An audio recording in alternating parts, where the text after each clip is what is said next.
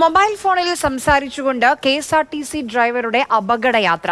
സുൽത്താൻ ബത്തേരി മാനന്തവാടി റൂട്ടിൽ ഇന്നലെയാണ് ഈ സംഭവം ഉണ്ടായത്.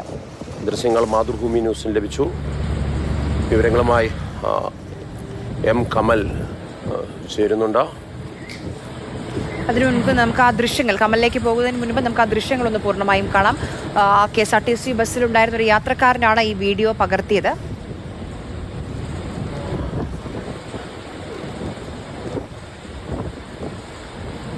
കമല, മനസ്സിലാക്കുന്നത് അദ്ദേഹം ഒരു താൽക്കാലിക ജീവനക്കാരനാണ്.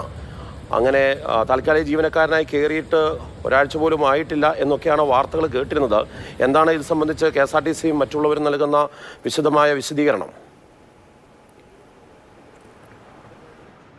മാർഷൽ, അത്തരത്തിലൊരു വിശദീകരണം കോർപ്പറേഷന്റെ ഭാഗത്തു നിന്ന് ഉണ്ടായിട്ടില്ല. ഇന്നലെ കെ.എസ്.ആർ.ടി.സിയിൽ ഒരു വിഭാഗം ജീവനക്കാർ പണിമുടക്കിയിരുന്നു. ആ ദിവസമാണ് ഈ സംഭവം ഉണ്ടായിരിക്കുന്നത്. എനിക്ക് ലഭ്യമായ വിവരമനുസരിച്ച് ഇയാൾ കൽപ്പറ്റ ഡിപ്പോയിലെ ഡ്രൈവർ കം കണ്ടക്ടറാണ്. ഇന്നലെ സുൽത്താൻ ബത്തേരിയിൽ ജീവനക്കാർ കുറവായതുകൊണ്ട് അവിടെ ഡ്യൂട്ടി എടുത്തതാണ്.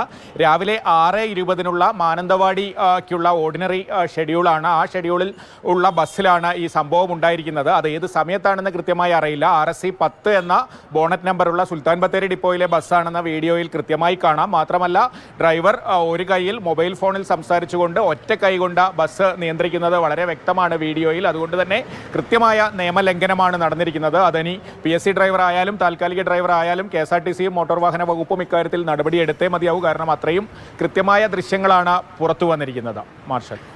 ശരി, എം കമലാണ് വിവരങ്ങൾ നൽകിയത്. അവിടെ അത്രയും അധികം ശ്രദ്ധ വേണ്ട ഒരു പാതയാണ്. അവിടെയാണ് ഇത്രയും ഗുരുതരമായ ഒരു നിയമലംഘനം എന്തായാലും ഡ്രൈവറുടെ ഭാഗത്തുനിന്നുണ്ടായിട്ടുള്ളത്. മൊബൈലിൽ സംസാരിച്ചുകൊണ്ട് ഫുൾ ടൈം ഒരു കയ്യിൽ മൊബൈൽ ഫോണിൽ സംസാരിച്ചുകൊണ്ടാണ് അദ്ദേഹം ആ ബസ് കെ.എസ്.ആർ.ടി.സി ബസ് ഓടിച്ചത്.